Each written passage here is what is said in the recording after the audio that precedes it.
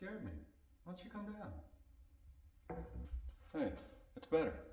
Hey, this is video 2 of a 3-part series on building a miter saw station. In video 1, we talked a little bit about the carcasses and getting them against the wall. In video 2, we're going to build the tops, we're going to put laminate, and then we'll start talking a little bit more about how we do accuracy and better cuts on the top. So stick around. For the tops, I used 1 layer of MDF and 1 layer of plywood. I didn't glue them, I just put a bunch of screws in there to hold them together.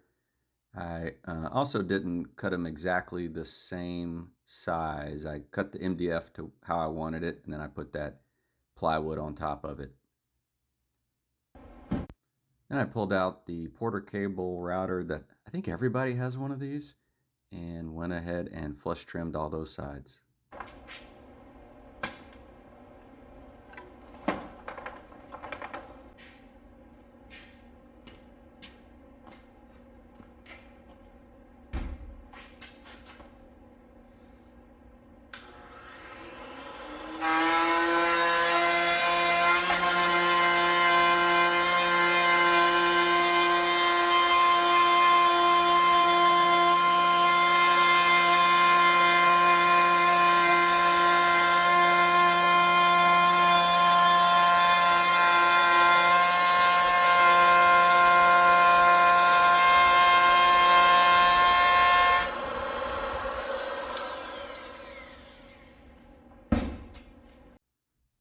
After flush trimming all 3 of the tops, I went ahead and dry fit them into the position. There's one that's going to be kind of a standalone, and then 2 get combined on that far wall. And then I cut them to length.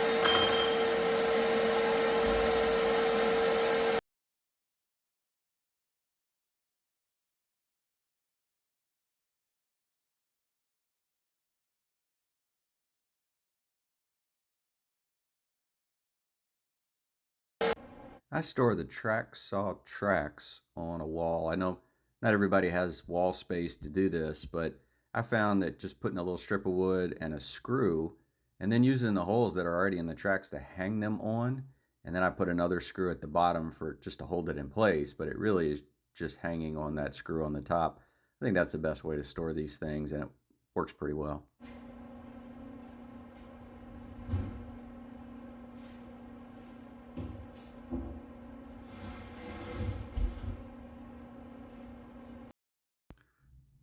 So after getting everything kind of measured up, it was time to put some edge banding on those. And I use white oak. I have a ton of that stuff and I like it. It's a great hardwood. It's pretty easy to work with. I like the grain pattern and it kind of matches the lighter color of the plywood I'm using. The first thing I do is I set up my brad nailer and then I just kind of dry fit everything into place. This is the piece that's a standalone, so it'll have edge banding on all 3 sides. So I'm going to miter those into place. And all you're doing is you're spending a lot of time going back and forth to the miter saw to get that cut just right. But the beauty of this time doing it is I don't have to measure exactly because they're just going to hang off the back. And then I'm just going to flush trim those. So I'm going to glue those into place. And you can see in this shot that middle section with pencil lines that doesn't have any screws in it. That's going to be where my track goes. And I'm going to use a combination miter track and T-track. And this was probably the most expensive part of this build with the exception of the plywood. And I got that from Woodpecker. I've never bought any of their products, but I really liked the way this was set up. And I'm going to get into that more in video 3 about why I used that track and the different ways I use the measuring tape because it's all adjustable, which is something I really wanted to be able to do.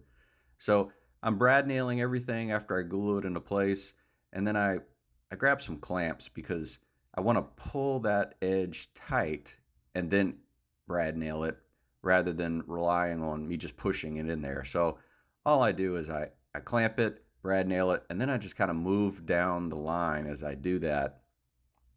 And I have the top facing down. That way that is going to be super flush as much as possible. And then the part that hangs down is not going to interfere with the actual tops at all. This is one of the two that sit next to each other. So I only have to put edge banding on two sides, and then I'll flush trim that middle part where they come together.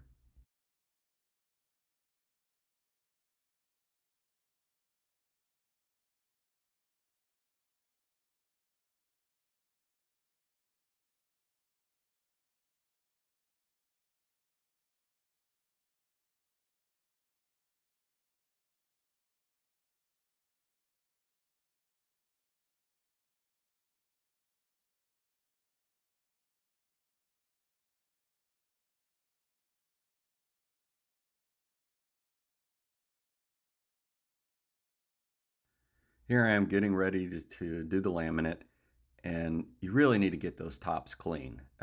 Wipe them down, get every little piece of dust off, and then I kind of dry fit it first. And I'm pretty messy when it comes to this stuff. I had to do three, and I did them all in the same day. So you can't see it, but there's a few windows in my shop, and they're all open, and I'm wearing a respirator. So I don't even fool around with trying to get some fresh air or anything. I just go with the full-on respirator. This stuff is super strong, and it doesn't take very long for that stuff to affect you. So I just play it safe, put on the respirator, and get in here and do it. I'm kind of messy with this stuff, so I just kind of throw it on there, and then I just squeegee off whatever's left, and then I'll throw it on that top piece, which is there. And then the method I did was I did the top, did the table, threw it on there, did a quick push down with the roller, and I did that for all of them. So once all of them are on, then I went with the flush trim router, and I didn't record that. I'll show you that in a later video with the actual miter saw shelf, but you flush trim them, and then I really go in with that roller.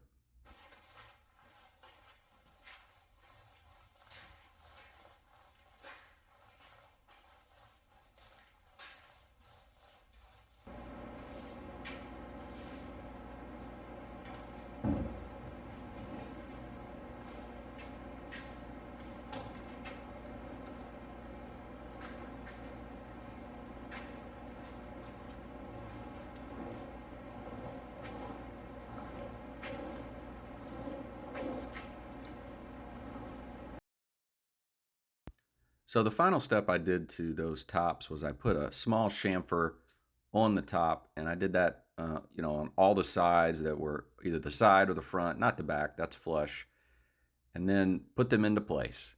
And I had one little spot that I had to pull together, and you can see that front edge come together. It did open up a little bit in the back, but that's not as important to me as the front and the middle.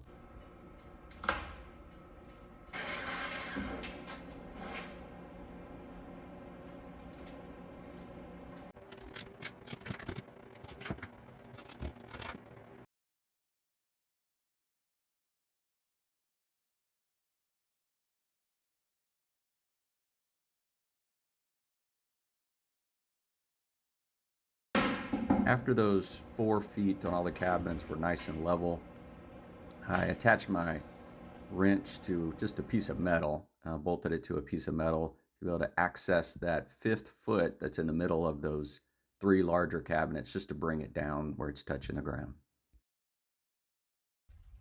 After crawling around on the ground, I decided to go outside. I've got these bluebird houses I built a while ago, and here I'm just checking them. I was going to clean them out, which you're supposed to do occasionally, but once I looked, I realized there were eggs in there. So I quickly closed that up and decided maybe I'll put a couple more out there since they actually do use them. I'll leave a link to the video for these bluebird houses, I guess is what you call them. I decided to go ahead and build a couple more of these, and they're made out of white oak, so they weather really nice. I like the way they do that. And then I just attached a 10-foot piece of EMT conduit on the back of them with some self-tapping screws into those, and drive them into the ground.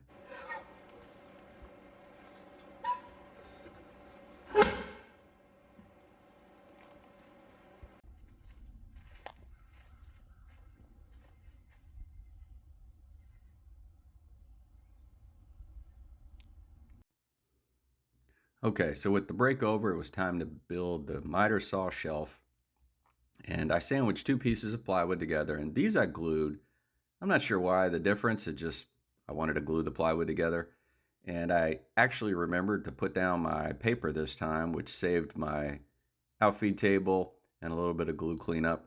And this stuff, I just get a roll of it. It's like 200 feet from Home Depot, like 10 bucks. And I really like it because then you can just trash it when you're done. So I was able to use a new drill bit I got, and you can see it countersinks and also has a depth stop. So you can really just go to town on these, and you really need the right depth because you don't want to come through those, and they do need to be below the surface.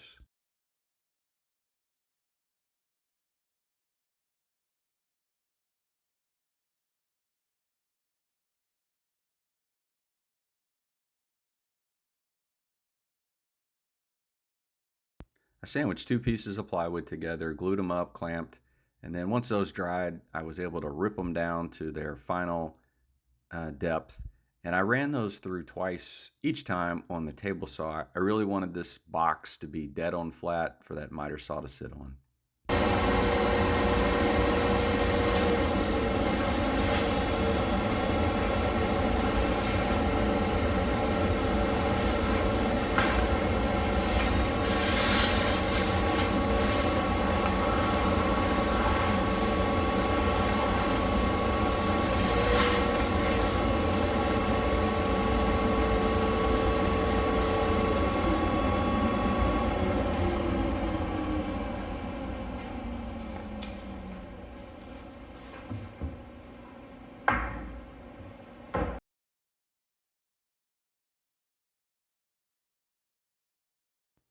When I laid this out, I made sure I left room for a dust boot that's going to go right in the middle of this shelf, that's going to sit directly behind the miter saw, and that's going to get connected to a 4-inch flex hose.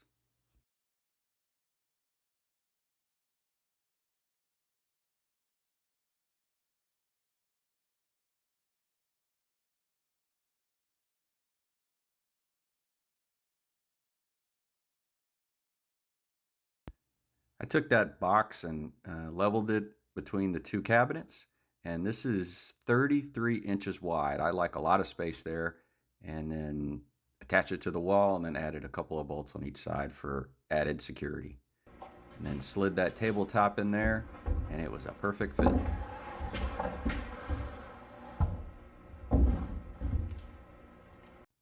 Next, I took the miter saw off its stand that it's been on for about 15 years. I wonder if it would come off easy, but it did.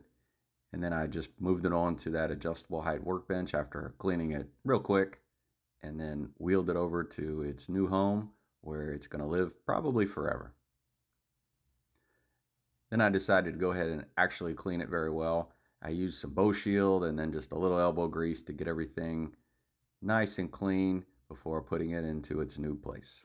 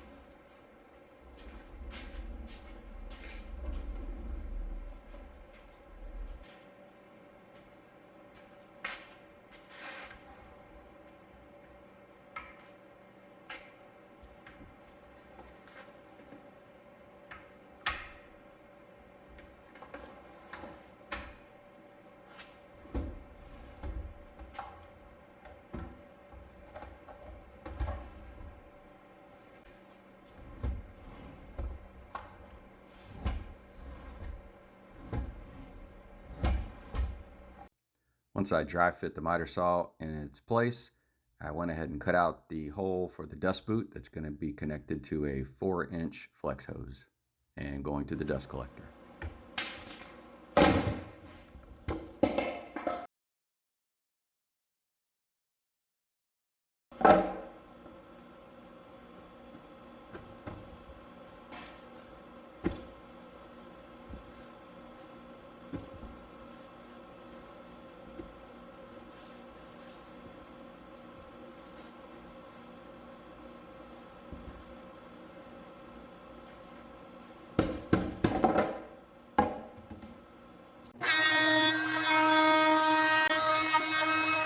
I went ahead and applied laminate to that miter saw shelf as well. And this is me flush trimming it after I glued it up and attached it.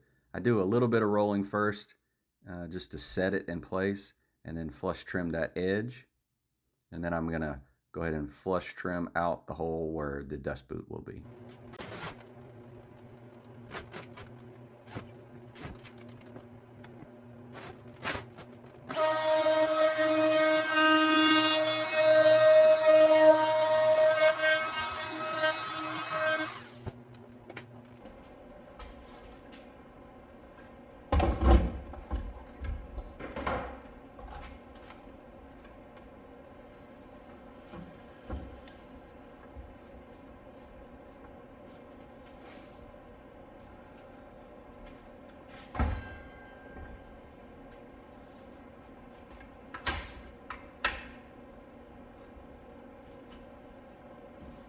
I set the miter saw shelf about a 1/4 inch below where the top of the miter saw is going to be as compared to those side shelves. And I knew that would allow me to shim it up. I spent a little bit of time figuring out how I was going to do that after the fact. And I just ended up using a series of washers. So, I'd measure it, put some washers in, bolt it down, add a washer, that kind of thing. But then I realized that what was happening, and I think this happens to everybody, is the rubber feet that it sits on compress. So I really had to tighten it down to realize how much I need to shim it up. And then one thing, I don't think I recorded it, but I just used some little dowel rods to put through those washers and then into kind of the hole where the feet are. And that allowed so those washers didn't move back and forth as I was tightening it down. But I got it so where it sits just a hair above both of those two sides. That's going to do it for this second video. In the third video, we're going to get more into the T-track, the miter track, the measuring, the stop block, all that setup, which I wanted to cover more here, but I think that needs its own video. So make sure you like and subscribe so you can be notified when that third video comes out. Thanks for watching.